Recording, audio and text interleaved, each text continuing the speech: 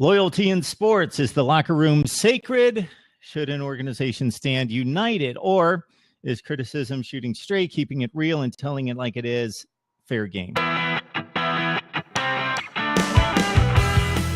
Welcome to the Mark and Macy Show. This is edition number 26. Hey, Macy, how are you? Hello, happy Thursday. Yeah, we are state. We are Penn State. Your name's covering up the pen. Oh, yes. That's got to be a happy place for you right there. Yes, of course. Different location tonight, change it up a bit. I'm sure some people aren't going to like it, but hey, it's me, and I'm not going to change that for anyone. Of course not. It's your alma mater. Exactly. If people can't respect that, then they've got some problems. Some problems. Just like Mr. Padres owner here. So this caught my eye last night watching some baseball highlights.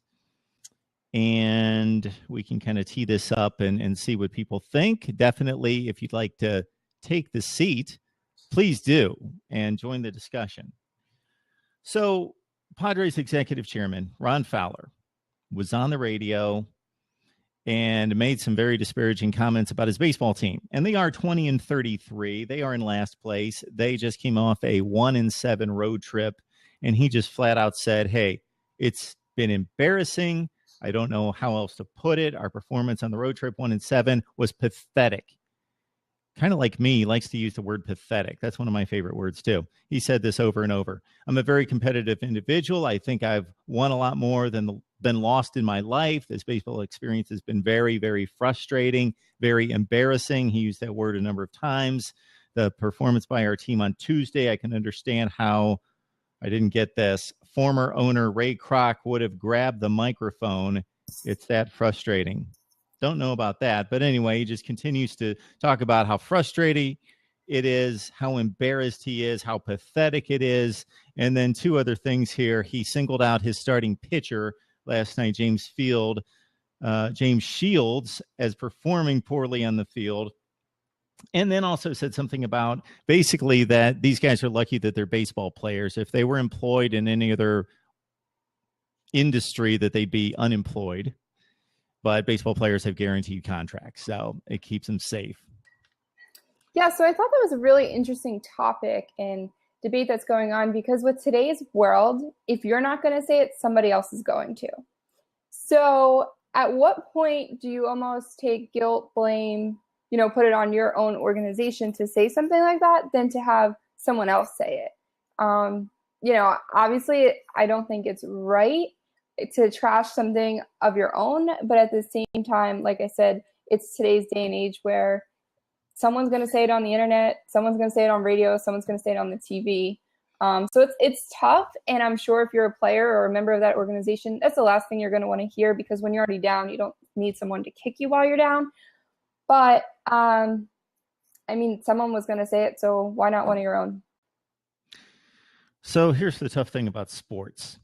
Not everyone can succeed. It's unlike other industries in life. Somebody has to lose. These guys are the very best at what they do, but somebody has to be bad, relatively speaking. So somebody loses the game. So there's always a failure out there.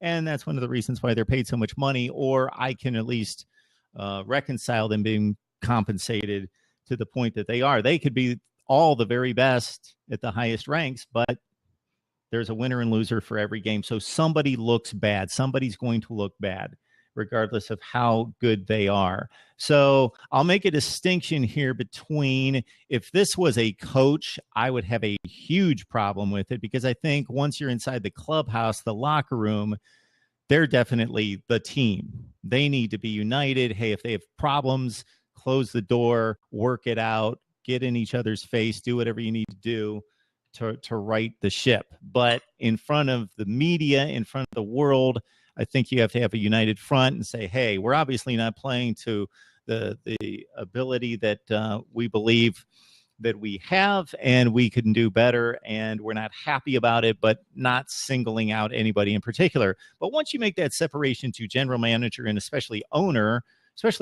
they're his employees of sorts. So I think that puts a little bit better light on it, or a different light.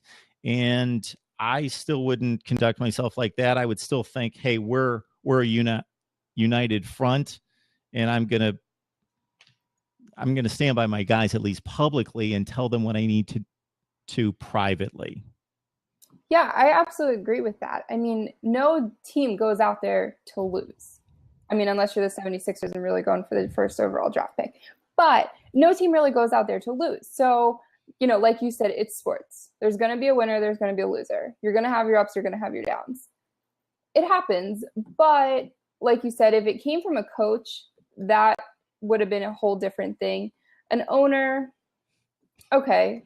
It was not something I would want to hear. And if I was a fan of that team, I was trying to think, like, if I was a fan and that owner came out and said that. But I guess maybe as the owner, you have to take responsibility, and maybe you have to make changes, or you have to do something to change what's going on and to change the losing streak. I don't know how you would, but it's kind of your responsibility. Like you said, it's your employees. So it's their performance. Maybe you have to step up to the plate a little bit. And that's what I find funny is ultimate responsibility goes to the owner. So I would like to know how long this ownership's been in place, because if they just took over the team recently, okay, they have time to build a team, but the ultimate responsibility goes to the ownership that hires the players and the coaches and the entire front office and everything. So ultimate responsibility, basically you're saying if this team's not performing and we're really bad, it's throwing the fingers back at yourself to say, hey, I'm not a capable owner to hire the right people and run the organization correctly. Yeah, and I mean, I think we're going to see more and more of that with social media and how quickly and easy it is to put things out on the internet and how to have a voice and to be heard. So I think there will be people to say, hey, we could be talked about if I talk negatively about our team. So maybe we start doing well and people say, hey, remember when they just went 1-7 in their last road game stretch? Or, we're doing terribly. Maybe we flip the charts and we start doing better, and then people are talking about us. So with things like social media and for things to be out there so quickly, I wouldn't be surprised if we see more people out there doing this. Yeah, well, everybody has a voice now. So everybody. We're going to see. What's that? I said everybody does. Everybody's got a voice. Everybody gets to talk. Everybody gets to be heard.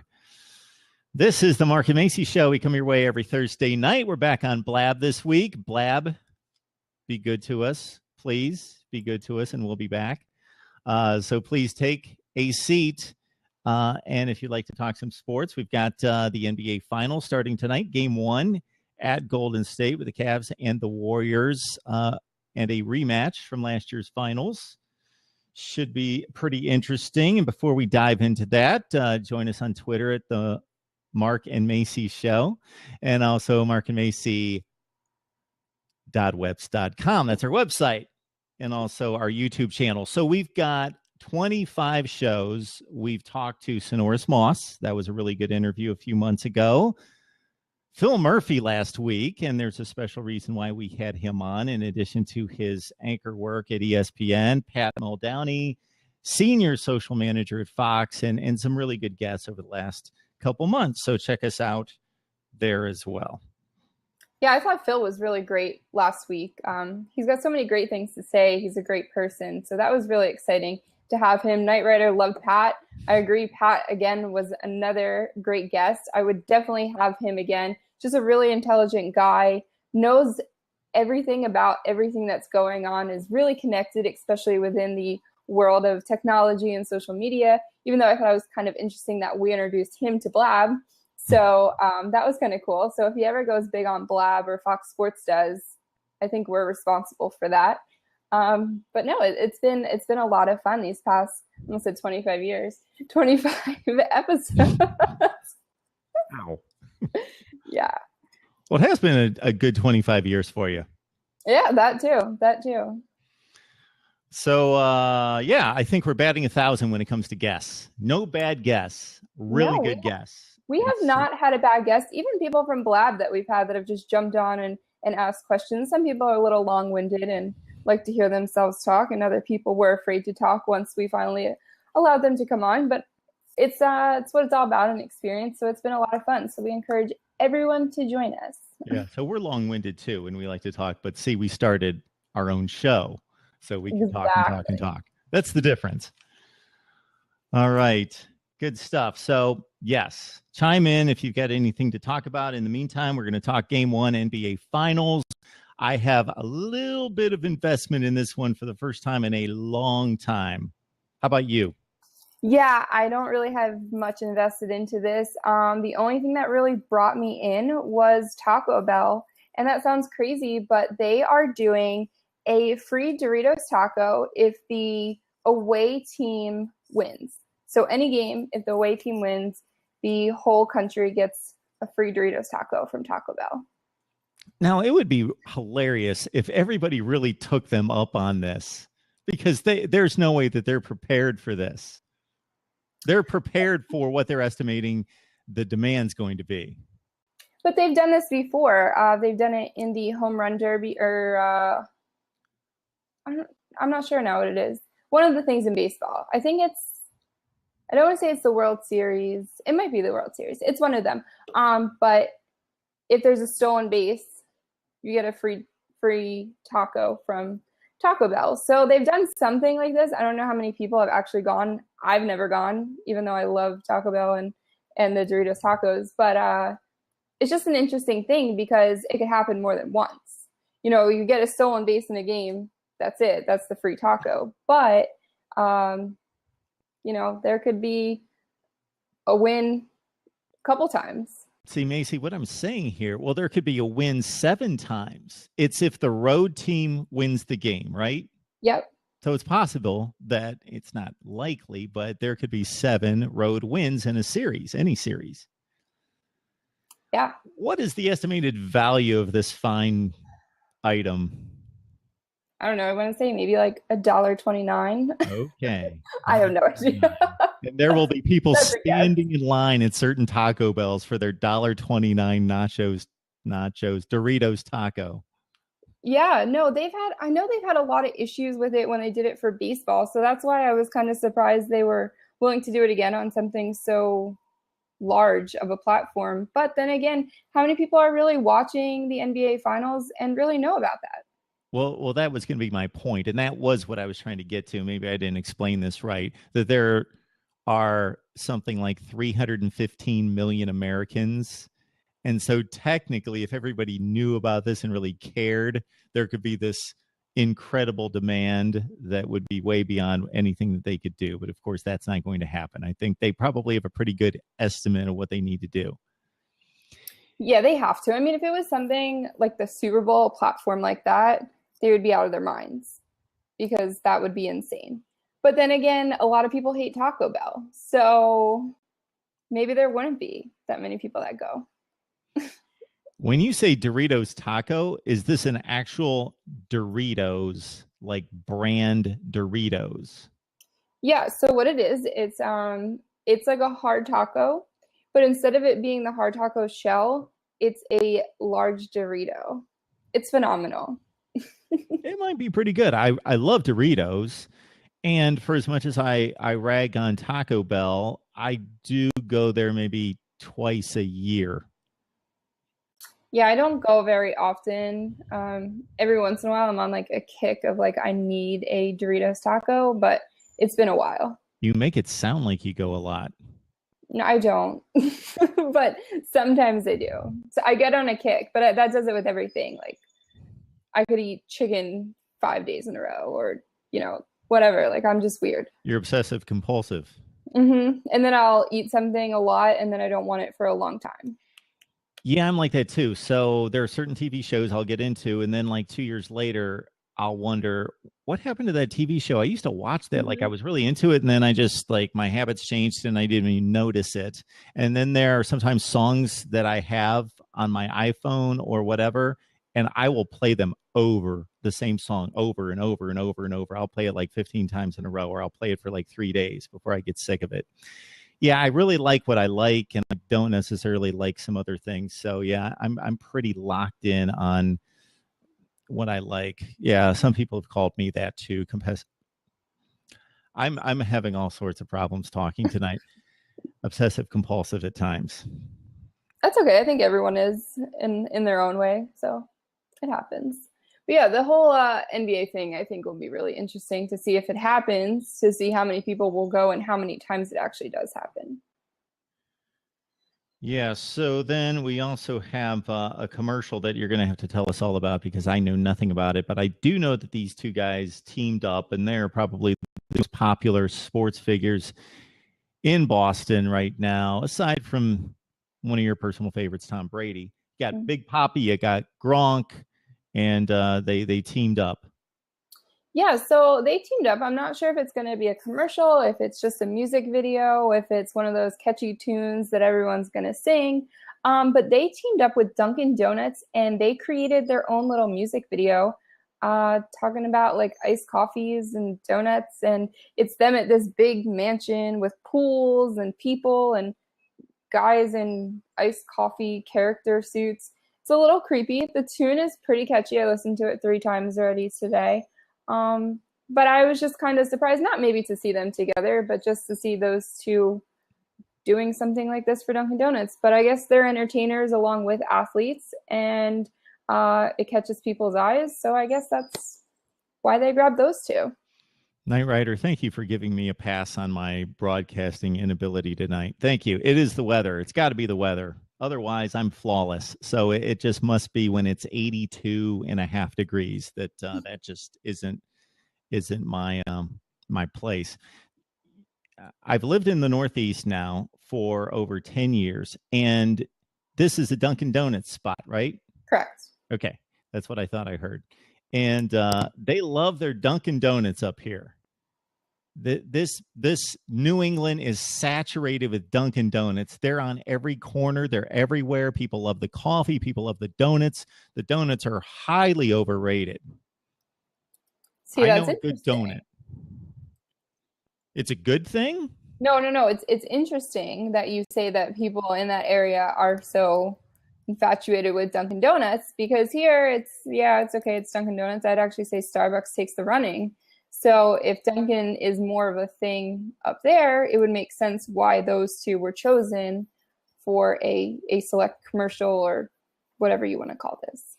Yeah, you see tons of stuff that's sponsored by Dunkin' Donuts. The arena in Providence where the Friars play is the Dunkin' Donuts, whatever they call it. It's all over the place. So when I moved up here, yeah, I had never seen so many Dunkin' Donuts. They are everywhere.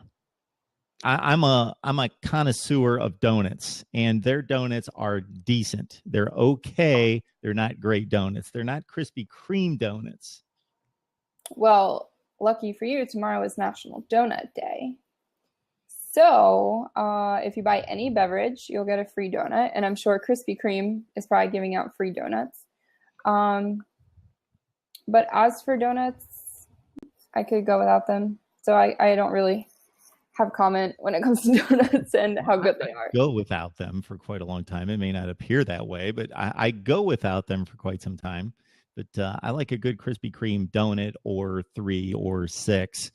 They're Yeah, I didn't care for that. We had one and it didn't last very long here. yeah, because they're really good. No, Oh, no. the Krispy Kreme didn't last. Yeah.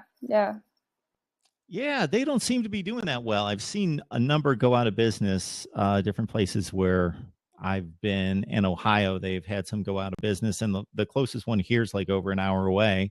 So I never go to Krispy Kreme, but it's greasy and it's sugary. It's just like a donut should be. Dunkin' Donuts got a cakey donut. It's a cakey type food deal. Yeah, I guess. I don't really look that look that hard into my donuts, but next time I will. You could do that. Don't mix them with your Doritos taco though. That would not be Oh, a good experience. no way. Hey, the NBA finals start tonight, and besides rooting for the Cavaliers, so you could go get a Doritos taco, who do you think's going to win this thing? I don't know. I think it's so interesting because it's Steph Curry and it's LeBron James, so it's like that matchup that everyone wants because if one of those teams wasn't in it, say the Warriors weren't in it, everyone would be a LeBron James fan again.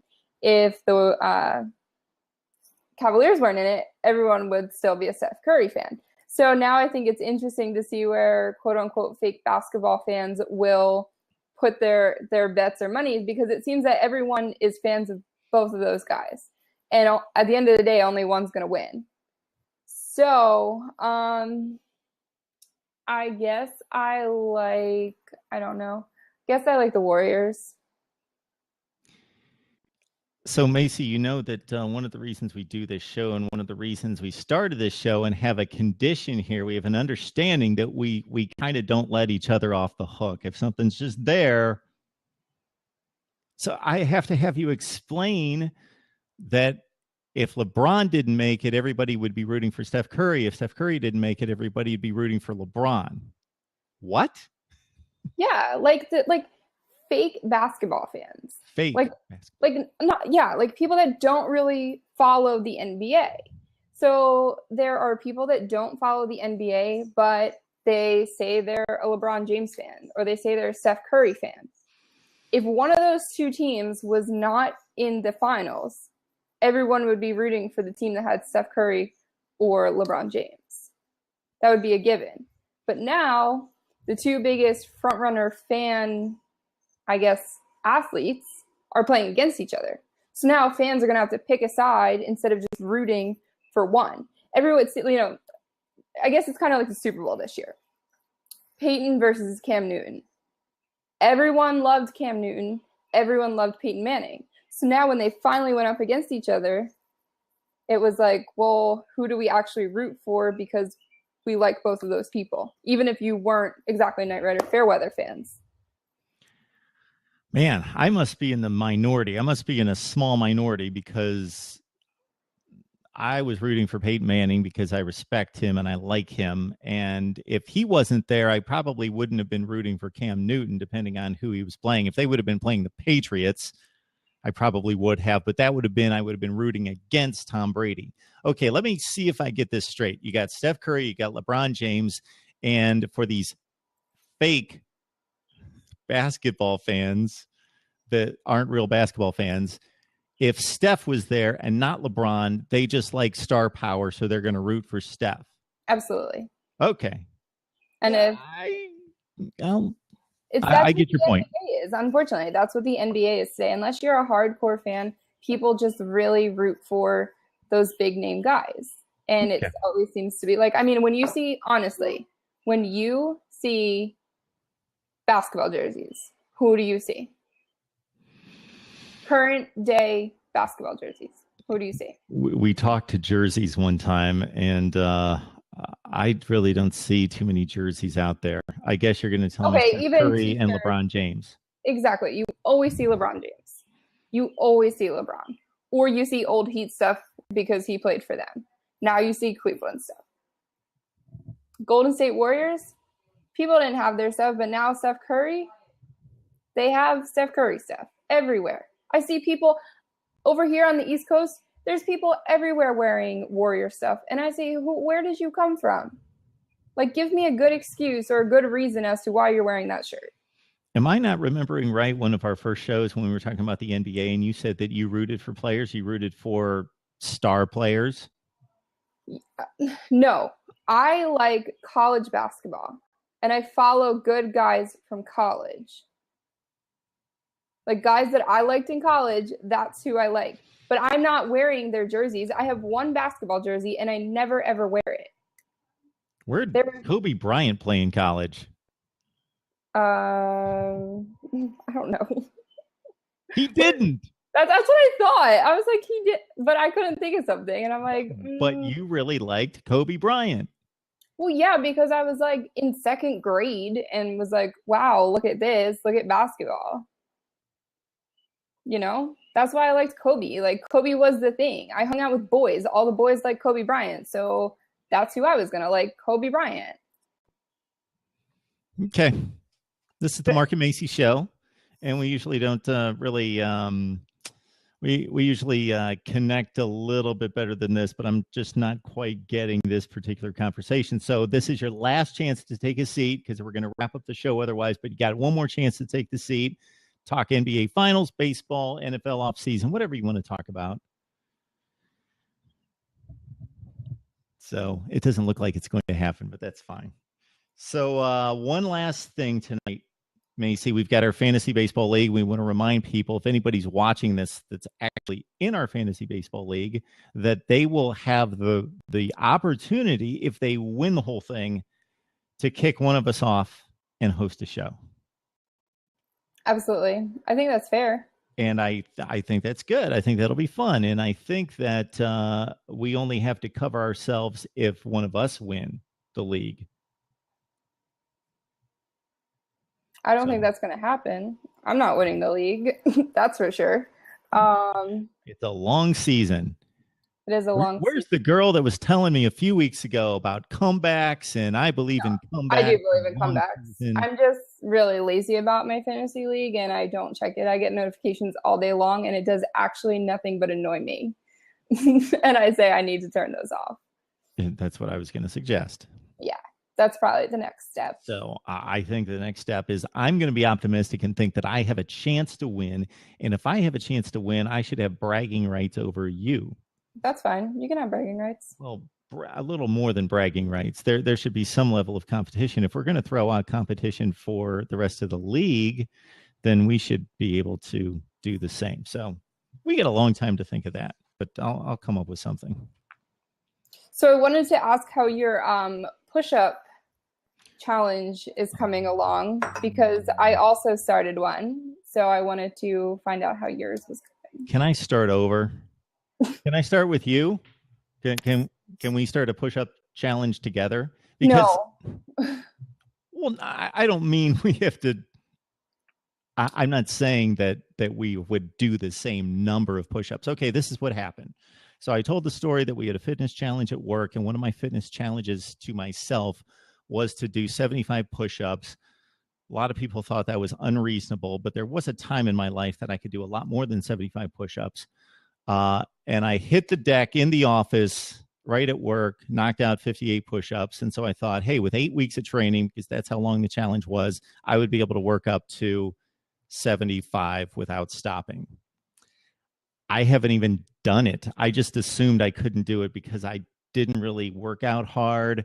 A lot of our weekly challenges were lower body oriented, like running and biking and stuff. And I kept telling people, I'm trying to help my team, but you're not giving me, you're not letting me work out my upper body. So that's not helping me. So I didn't even try. So I did 58 the one time, but I will try at some point.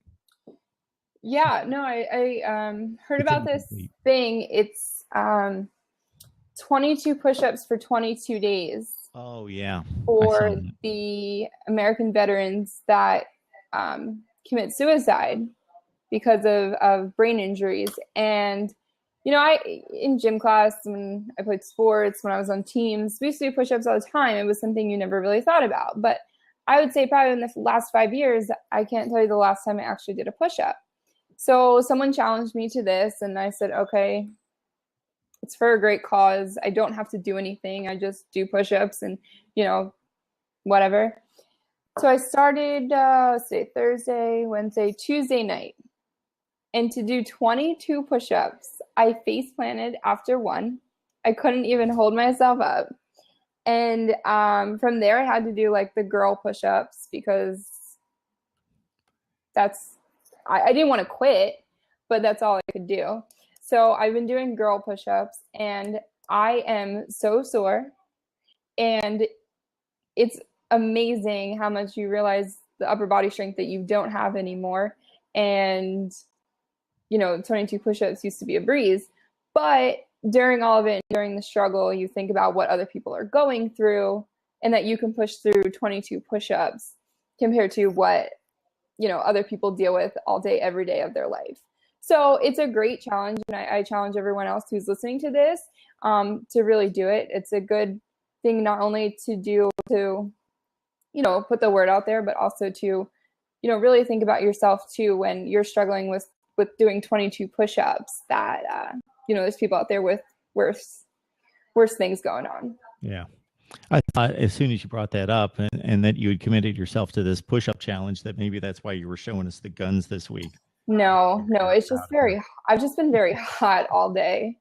I have no guns. I'm very weak. Most people have been pretty hot recently. It's a good thing. It's nice. Looking Yeah, just beautiful. not ready for it yet, though, I guess. Yeah, it hit us in May. Too hot, too quick.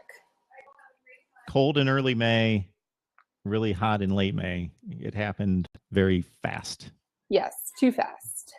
Okay, so to put a clincher on this push-up thing, so you've got to do this for 22 days. You got to do 20 push-ups, 22 push-ups a day. And so even if you can only do one, you got to like just keep doing one, or girl push-ups or whatever you need to do. Okay, I Yeah, got it. I I mean, have seen it that. even says on their website too, if you can't physically do a push-up, you can do like an air push-up, you can do it up against a wall. There's so many different ways you can do it, but I think it's just the idea of challenging yourself and doing something for a good cause and to help others and think of others while you're doing something like this. Yes, definitely. Definitely agree with that. You've been involved in a lot of good causes and charities over the last several months, I've noticed. That's a good thing. I try. Got another one Sunday. So I have a 5K. We'll see how that goes. When's the last time you ran that far? A long time, probably last year's 5K. Okay. Are you going to run the whole thing? Definitely not. But again, it's the thought, it's the Yes. idea, donating, it's for a great cause. So, there's no reason to say no to these things. It's actually for Eric LeGrand and Rutgers and the Christopher Reeves Foundation, which I am a huge supporter of. So Eric is a dear friend of mine. And, I really, again, when I'm running out there, that's something he might not be able to ever do again. Even just walking, he might not be able to do that again. So I have the ability and the strength and the power to do it. So there's no reason why I shouldn't be out there. So true. So true. Very good cause. Good stuff. It's the Mark and Macy show. It's every Thursday night right here on Blab. And again, check out our YouTube channel because we've got 25 shows on there. And I think we've got some really fun stuff there and some great guests as well. And follow us on Twitter at Mark and Macy Show. Check out our website and you can connect with us. If you can't find our YouTube channel, go to our site, click YouTube. You can find the videos there, markandmacyshow.webs.com. Okay, Macy. Perfect. You Very nailed nice. it. So have a great weekend. Thank you. You too. Definitely.